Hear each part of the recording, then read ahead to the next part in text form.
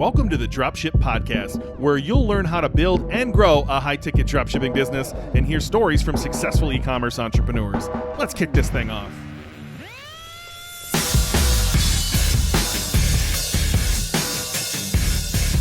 All right, we're live. Dropship Podcast. Going to talk about another do the work slide that we spoke of at both live events. We did a presentation simply called Do the Work. We passed out the book, Do the Work. If you haven't read that, go grab that. Stephen Pressfield, very short book, really just telling you to do the fucking work. Ship. Fuck around and find out, I believe. I think he was saying it before the kids did, if I'm honest with you. And so we wanted to make a slide about that, reminding people to do all these little things in your business. And sure shit, through that process, I might have wrote a slide John wasn't doing. John wrote a slide I wasn't doing. Surely no one is able to do all of these currently, but you can do all of them. And so we wanted to break them out. You've heard a few on the podcast before. Here's another one. Unique content everywhere possible on your website. I believe we touched on it in the last episode as well, how you can use some tools to help you with this if you want to. I wouldn't take it, copy paste straight from those tools into your site. But you need to focus on unique content. You need to separate yourself in the marketplace. Don't be a copycat. Don't just grab what your supplier has and put it on your website and call it good enough. First off, you won't rank. Second off, you probably won't sell that much either because you look like the other people who were too lazy to put unique content on their site. And number three, you're definitely not talking to your person. So I want to break this down and make it simple. Where is the first step to getting unique content on your website? Because in the beginning, you're overwhelmed, right? I built this Shopify site. I don't know how to code. I don't know how to make images. I don't know how to make branding. I just called these suppliers. That was a huge hurdle. Now I'm uploading these products. Now I need to run Google ads. It can be overwhelming in the beginning. I get it. I went through that same process. But this is your step to really building something that is unique in the marketplace. Where do you begin, John? If we go back to where I really begin, it's actually what I call my business. Okay. For a bit of a dark one there for you, a bit of a left of field one. I know where you thought I was probably going, but it's actually just literally popped into my head. It's actually what I would call my business. How many times have you seen somebody call their dropshipping business product type online, product type whatever, product type direct, e-bike this, surplus, e-bike this, e-bike paradise, e-bike blah, blah, blah, right?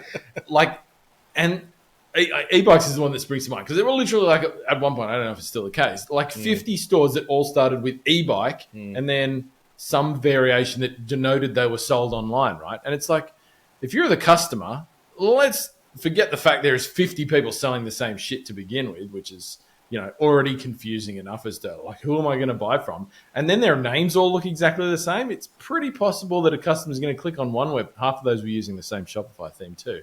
It's completely possible that customers are going to land on website A, go to webs, and then leave, and then go back there and land on website B because they're just so similar, right? Think a little bit harder, I would say. Come up with a unique business name, something that's going to stand out, something that's going to, stick in your customer's mind so they can recall it easy at a later date. Something they're going to recognize, because it's different to what everybody else is doing. So, frankly, that's where I would start. I did not think you were going to go there. That's amazing. But you're right.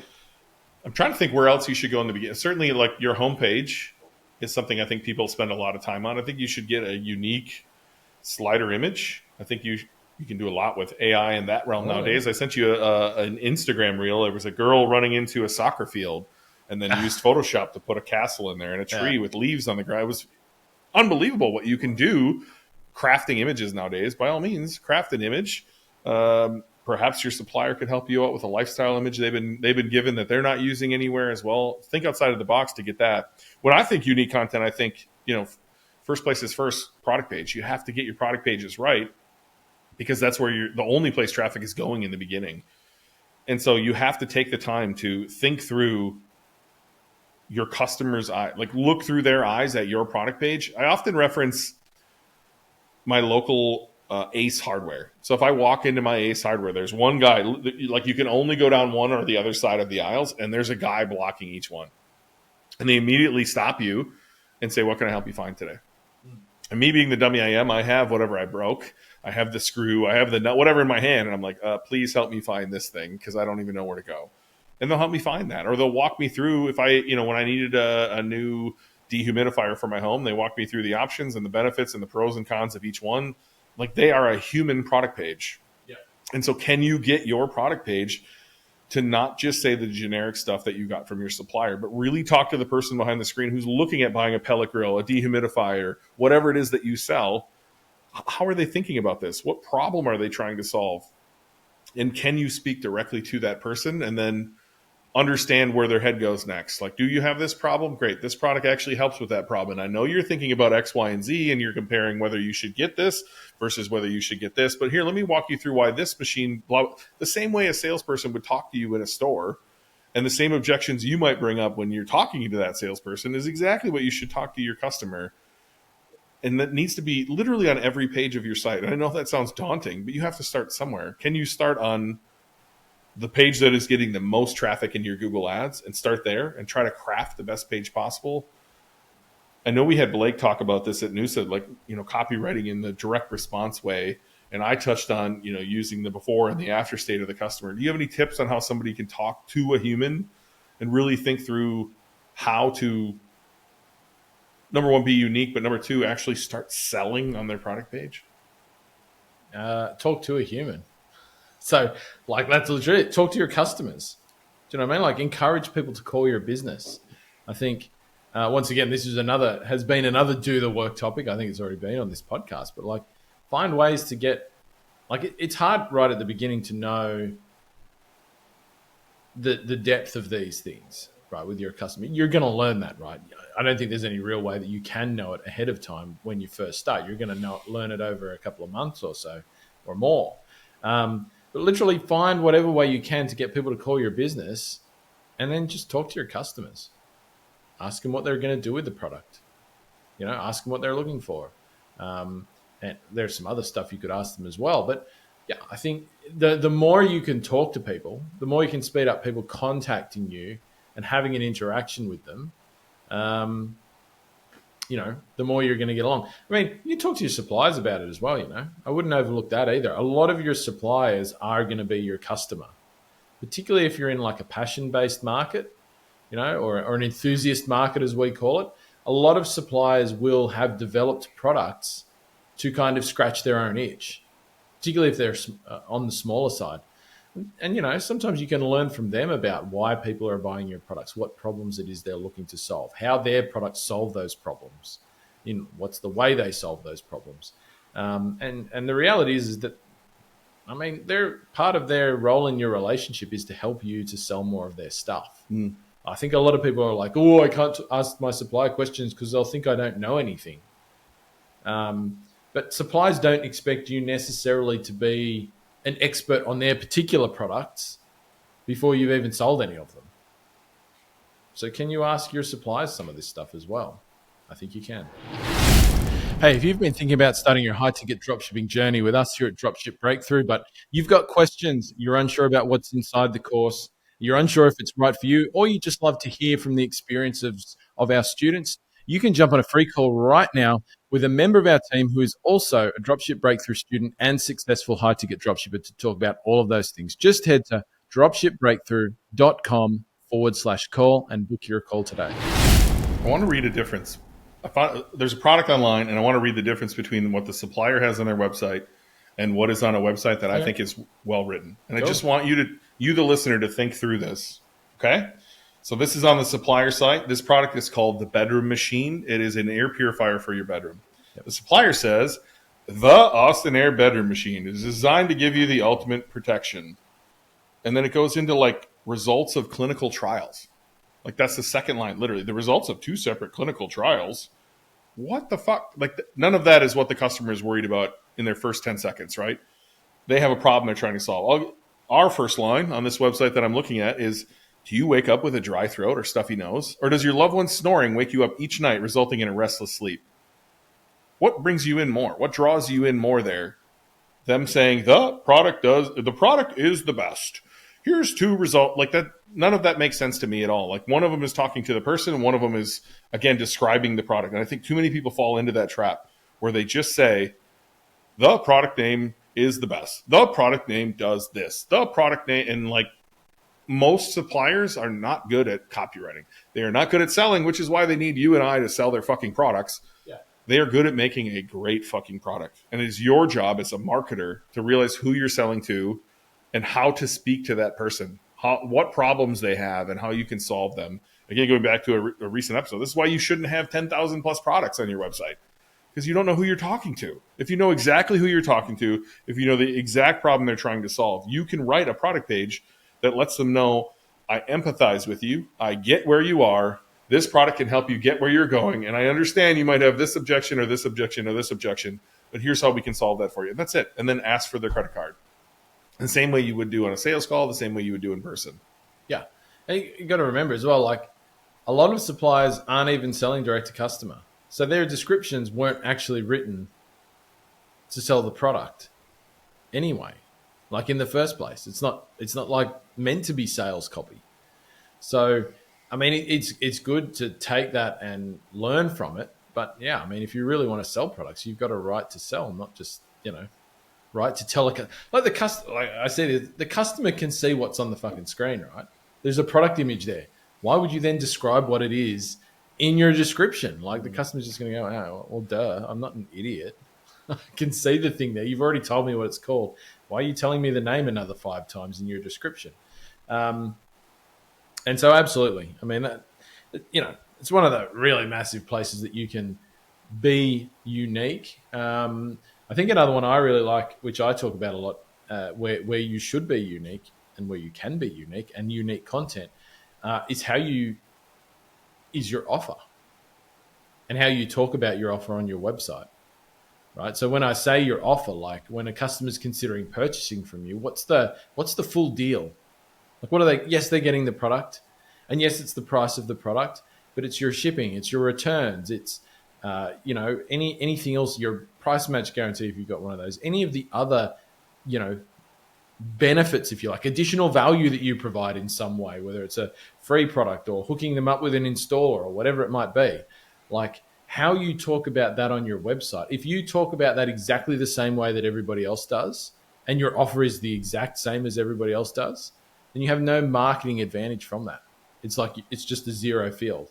It's like a zero, whatever the word for that is. It's a level playing field. You're getting no benefit from a sales perspective. You might feel good about it. Oh, yeah, I'm as good as everybody else or something like that. But your customer's not thinking that. They're just like, oh, I don't see any reason to buy here over that place over there. So I would challenge people, and this is a hard one for high-ticket dropshippers, no doubt, because you can't rely just on the product to do this for you, because you're not the only person selling that product. But you've got to think about not just what is my offer and making that as good as you can and ideally better and more suited to the customer than other people, but also just how do you talk about it? So I talked a bit about this at our live event, perception. What the customer perceives to be true is essentially, perception is reality, or it's our reality. And so, like, if you simply talk about your returns policy in a different way, and this is a little bit marketing hacky, I get that, but it works. If you talk about your returns policy in a way that nobody else does, or the fact that you talk about it at all and nobody else does, the customer perceives that you have a different returns policy or a better returns policy, even though in reality it might be the same thing. So I would you're going to talk about your offer, or you should be talking about your offer on your product pages, on your collection pages, on your homepage. Do whatever you can to make that unique, or at least be perceived to be unique. And when I say be perceived to be unique, I don't mean lie about it. That's not what I'm saying. Like, you can't say something that's not true in reality in terms of what the customer's actually going to get, but you can certainly present it in a unique manner. I'll give you one other place that you probably weren't thinking I was going to say either, which is your stock emails. People don't edit their stock emails on Shopify. It is your opportunity to set yourself apart. Leanna talked about this at our Minneapolis live event. I'm a big fan of what she teaches here. Delight everywhere you possibly can. Absolutely. And so people are used to getting the stock order confirmation and the stock it's going to ship, or thank you for signing up for our flow. Any of those things, you can edit all of those things to, number one, be in your color, number one, actually be in your tone. Leanna likes to put at the bottom of our emails, for our pet emails, when you unsubscribe, need to unsubscribe, give your pet a squeeze for us, right? Just any opportunity to delight you can. And I think stock emails are something, I don't know anyone who edits, if I'm honest with you. You need a developer because it's all code.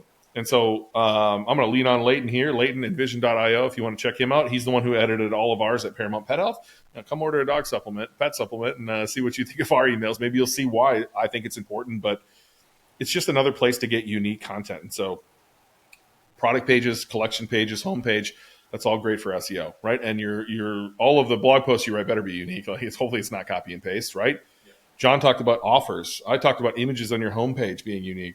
We talked about stock emails. I think we could probably come up with 5 to 10 more places you should get unique content. But it's all to set yourself apart. It's all to be different so that when people visit your website, they remember you. They don't just think you're, back to John's point, e-bike surplus, e-bike joy, e-bike direct. You're not just one of the places on the website that look like every other place. You are unique. You have a brand. Yeah. Become a brand. Become an asset. Become memorable. Man, your About Us page. Yeah. Tell a story. Like share who you are. I mean, once again, that's confronting sometimes for a lot of people to like put themselves out there as the face of their business. But the reality is, if your About Us page says next to nothing, like some people, not everybody will look at that, but some customers will, and it's a bit of an easy win. It'll take you like 10 or 20 minutes to rewrite that thing and make it unique. Your face can never appear on anybody else's website if you don't want it to, right? And a lot of businesses are not going to do that. Or if you're John, your face will appear on a website years after you sold it. Yeah. Look, I'll shout out Leanne on that one too. If you want to see a good About Us page, go to ParamountPetHealth.com and look at her About Us page. She did a wonderful job. Yeah. There's GIFs on there, GIFs, however you like to pronounce them. She did a wonderful job on that page. Most often when I get on a call with somebody, I'll tell them to no index they're About Us because they didn't do anything. They were like, we're great. We're in this city. We offer price match. Like, it's just the same shit. But if you can take the time to tell a story so that somebody who's on your site, again, if you're speaking directly to that person, you should do it on your About Us page too. This is why we're here to serve you. This is why we care about your problems. And this is how we bring our values to the marketplace. That page has value. That page will get links. If you do a really good job, people will share it on Twitter, and then you'll magically get backlinks in all of these articles of like how to write your About Us page the right way. And backlinks are a good thing. So unique content everywhere. Obviously, I don't think this slide went 17 minutes at the live event, but I'm glad we went all sorts of different directions here. This is all part of the Do the Work series. If you haven't heard them, scroll back. Just search Do the Work in Spotify. We're going to do a bunch of little series on the different little pieces in your business that you can change. But the resounding thing we want to get across is just do the fucking work. Do the hard work. Ship it. And likely good things are coming your way. Thanks for listening to the Dropship Podcast. You can find all the show notes for this episode at dropshippodcast.com. And if you're ready to take the next step in your dropshipping journey, we invite you to join us inside Dropship Breakthru, where John and I will walk you through step by step in starting your own high-ticket dropshipping e-commerce business. But that's not all. Dropship Breakthru will also teach you everything you'll need to know to grow your business and take it to the next level. So head over to dropshipbreakthru.com and sign up for our free training that will help you take the first steps towards building and growing your own profitable high-ticket dropshipping business.